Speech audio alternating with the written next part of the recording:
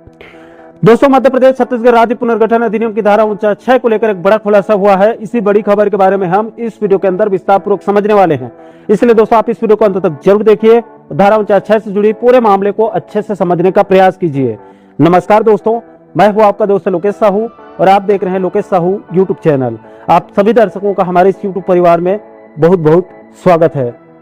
दोस्तों, आपकी जानकारी के लिए बता दूं कि छत्तीसगढ़ और मध्य प्रदेश के पेंशनर्स के लिए जब भी महंगाई राहत में वृद्धि करने की बात आती है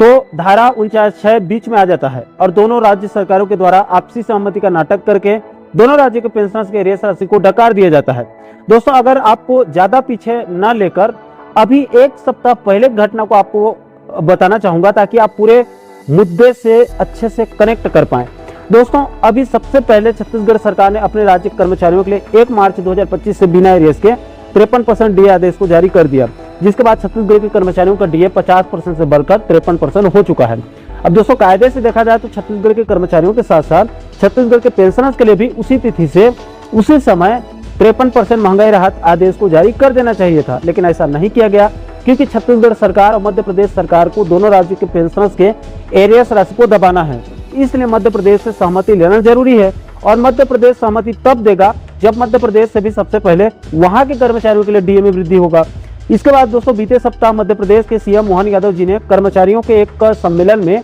ऐलान कर दिया कि हम मध्य प्रदेश के कर्मचारियों के लिए 1 जुलाई 2024 से देय तिथि से एरियर्स सहित 3% और 1 जनवरी 2025 के देय तिथि से 2% यानी कुल मिलाकर सभी लंबित 5% डीए को एरियर्स सहित देने का ऐलान कर दिया, जिसके एरियर्स राशि को 5 अलग अलग किस्तों में देने का भी निर्णय लिया गया है। अब दोस्तों, कायदे से देखा जाए तो मध्य प्रदेश सरकार को अपने पेंशनर्स के लिए भी एरियर्स सहित 5% महंगाई राहत वृद्धि की घोषणा करना चाहिए था, लेकिन सीएम मोहन यादव जी ने अभी हाल ही में हुए कैबिनेट बैठक में मध्य प्रदेश के पेंशनर्स के लिए 1 मार्च 2025 से बिना एरियर्स के 3% महंगाई राहत वृद्धि का ऐलान कर दिया, क्योंकि छत्तीसगढ़ सरकार 1 मार्च से 3% डीएडीआर देने का निर्णय लिया है। इसलिए मध्य प्रदेश के पेंशनर्स को भी 1 मार्च से 3% महंगाई राहत मिलेगा। अब दोस्तों, यहाँ पर सोचने वाली बात यह है कि चलो छत्तीसगढ़ सरकार ने अपने कर्मचारियों के लिए 1 मार्च से 3% डीए देने का निर्णय लिया है, इसलिए वो अपने पेंशनर्स को भी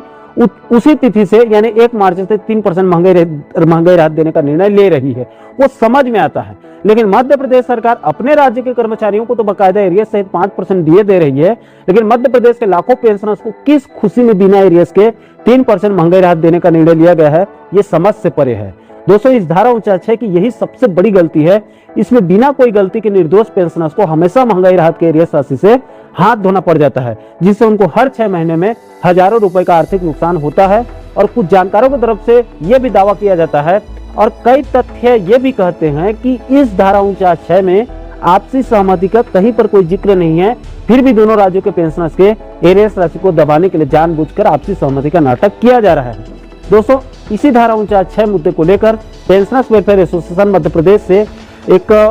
बड़ा खुलासा किया गया है। एसोसिएशन की तरफ से उनके प्रदेश अध्यक्ष आमोद कुमार सक्सेना जी ने जानकारी देते हुए बताया कि पेंशनर्स वेलफेयर एसोसिएशन ने धारा 49(6) के संबंध में एक बड़ा खुलासा करते हुए 28 अप्रैल 2025 को मध्य प्रदेश के मुख्यमंत्री मोहन यादव जी के साथ साथ मध्य प्रदेश के मुख्य सचिव और वित्त विभाग के प्रमुख सचिव को पत्र लिखकर साफ साफ कहा है कि मध्य प्रदेश शासन वित्त विभाग के 30 अक्टूबर सन 2000 के द्वारा एकीकृत मध्य प्रदेश के पेंशनरी दायित्वों का विभाजन किया गया था और दिनांक 19 अक्टूबर सन 2000 को चर्चा में दी गई और महालेखाकार को भी जानकारी दी गई और सहमति के अनुसार संशोधित पत्र जारी किया गया, जिसके अनुसार मध्य प्रदेश राज्य से 73.38% और छत्तीसगढ़ से 26.62% पेंशनर्स दायित्वों की वसूली महालेखाकार मध्य प्रदेश छत्तीसगढ़ के द्वारा 1 नवंबर सन 2000 के बाद से की जा रही वसूली तालिका में महंगाई राहत राशि का उल्लेख नहीं है।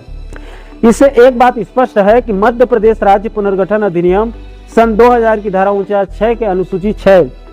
जिसको हम सरल भाषा में धारा 49(6) भी कहते हैं, उसमें उत्तरवर्ती मध्य प्रदेश यानी कि छत्तीसगढ़ से अलग होने के पहले के मध्य प्रदेश के पेंशनर्स को महंगाई राहत देने के लिए बाधक नहीं है। इसकी संपूर्ण जानकारी एसोसिएशन ने सूचना के अधिकार अधिनियम 2005 यानी कि 28/2005 से जानकारी कलेक्ट कर लिया है, जिसके मुताबिक प्राप्त जानकारी के अनुसार महंगाई राहत देने के संबंध में दोनों राज्यों के बीच सहमति का सिलसिला वर्ष 2006 से शुरू किया गया है, जो कि और संदेह में डालता है। इसलिए एसोसिएशन ने अपने पत्र के माध्यम से मांग किया है कि पेंशनर्स के प्रदेश के बुजुर्ग पेंशनर्स जिनका भीषण महंगाई के कारण जीवन यापन करना बहुत कठिन हो गया है, उनके प्रति सहानुभूति दिखाते हुए एरियर्स सहित महंगाई राहत भुगतान करने की अपील किया गया है। दोस्तों, इस पत्र में कही गई बात को थोड़ा सा और मैं सरल करके आपको अपने भाषा में समझाने का प्रयास करूंगा, ताकि आप लोगों को पूरे मैटर को और अच्छे समझ में आसानी हो सके। तो देखिए दोस्तों, ऐसा है कि सन 2000 से पहले जब मध्य प्रदेश और छत्तीसगढ़ एक ही राज्य मध्य प्रदेश हुआ करता था, तो उस समय किसी भी पेंशनर्स को कोई परेशानी नहीं हो रही थी। लेकिन दोस्तों, सन 2000 में मध्य प्रदेश से छत्तीसगढ़ राज्य अलग होने के बाद छत्तीसगढ़ और मध्य प्रदेश में मध्य प्रदेश राज्य पुनर्गठन अधिनियम सन 2000 के तहत 74% और 26% के अनुपात में बंटवारा किया गया। यानी कि 100% संसाधन और क्षेत्रफल में 74% मध्य प्रदेश को दिया गया और 26% छत्तीसगढ़ को दिया गया। इसी फार्मूले के आधार पर धारा 49(6) के तहत दोनों राज्यों के पेंशनर्स के महंगाई राहत भुगतान करने के लिए जितना भी खर्च होता है उसमें 74% मध्य प्रदेश सरकार को वहन करना होता है और 26% छत्तीसगढ़ सरकार को देना होता है। लेकिन दोस्तों, इसमें 2-3 बातें हैं जो सामने निकल कर आ रही है, जिसको गौर करना बहुत जरूरी है। सबसे पहले तो धारा 49(6) में आपसी सहमति का कोई प्रावधान नहीं है। ये कई तथ्य है इसके लिए निकल कर सामने आए हैं, फिर भी आपसी सहमति लिया जा रहा है, जो कि अव्यवहारिक है। इसके अलावा अगर आपसी सहमति लिया भी जा रहा है तो सन 2000 के बाद सेवानिवृत्त कर्मचारियों के लिए लागू होना चाहिए और 2000 के पहले वाले पेंशनर्स पर लागू नहीं होना चाहिए, क्योंकि तब सिर्फ एक ही राज्य था। तो सन 2000 के पेंशनर्स को 2000 के पहले वाले पेंशनर्स को एरिया सहित महंगाई राहत का भुगतान क्यों नहीं किया जा रहा है, ये भी समझ से परे है। इसके अलावा पेंशनर्स वेलफेयर एसोसिएशन ने अपने पत्र में यह भी खुलासा किया है कि दोनों राज्य सरकारों की तरफ से यह दावा किया जाता है कि मध्य प्रदेश से अलग होकर छत्तीसगढ़ नया राज्य गठन होने के बाद, यानी कि 1 नवंबर सन 2000 के बाद दोनों राज्यों के बीच आपसी सहमति का सिलसिला शुरू हुआ है। लेकिन एसोसिएशन को आरटीआई के माध्यम से मिली जानकारी के अनुसार आपसी सहमति का सिलसिला सन 2000 से 2006 से शुरू किया गया है। यह भी समझ से परे है। इसलिए दोस्तों, इन सभी तथ्यों और तर्कों से स्पष्ट हो जाता है कि मध्य प्रदेश राज्य पुनर्गठन अधिनियम की धारा 49(6) के तहत आपसी सहमति वाला मामला पूरी तरह से संदेह के घेरे में है और कहीं न कहीं दोनों राज्यों के पेंशनर्स को महंगाई राहत के एरियर्स राशि को दबाने के लिए जबरदस्ती आपसी सहमति का नाटक किया जा रहा है।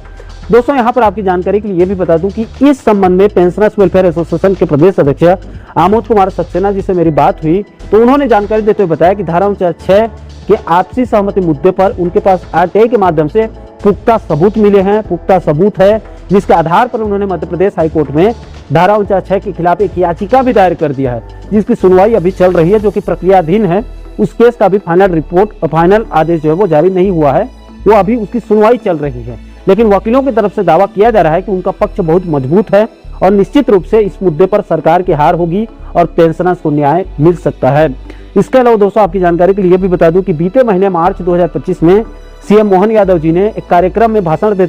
देते समय इसी धारा 49(6) को समाप्त करने की इच्छा व्यक्त किया था, लेकिन उस पर वित्त विभाग के अधिकारियों की तरफ से अभी तक कोई ठोस कदम नहीं उठाया गया है और वो घोषणा मात्र भाषण में जुमला मात्र ही बनकर रह गया है।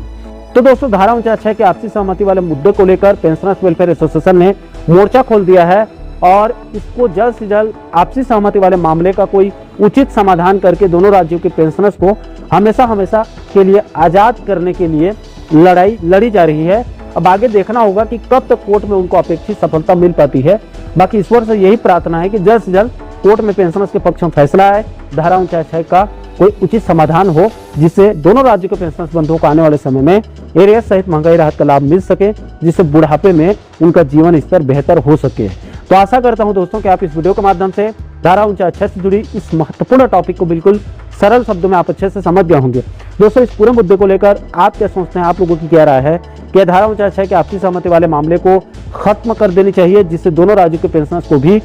बिना कोई आपसी सहमति के एरियर्स के साथ महंगाई राहत का लाभ मिल सके। इस मुद्दे को लेकर आप क्या सोचते हैं, आप लोगों की क्या राय है? नीचे आप लोग कमेंट बॉक्स में अपनी अपनी प्रतिक्रिया आप लोग जरूर साझा कीजिएगा। और दोस्तों, आप आगे भी छत्तीसगढ़ मध्य प्रदेश कर्मचारियों पेंशनर्स बंधुओं से जुड़ी इस प्रकार के और भी अन्य महत्वपूर्ण मुद्दों पर आप आगे भी वीडियो देखना चाहते हैं तो आप हमारे चैनल को जरूर सब्सक्राइब कर लीजिएगा, ताकि आने वाले सभी नए वीडियो का नोटिफिकेशन जो है वो आप लोगों तक तुरंत पहुंच सके।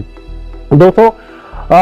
इस वीडियो में फिलहाल अभी के लिए इतना ही। इस वीडियो को अंत तक देखने के लिए आप सभी दर्शकों का बहुत बहुत धन्यवाद।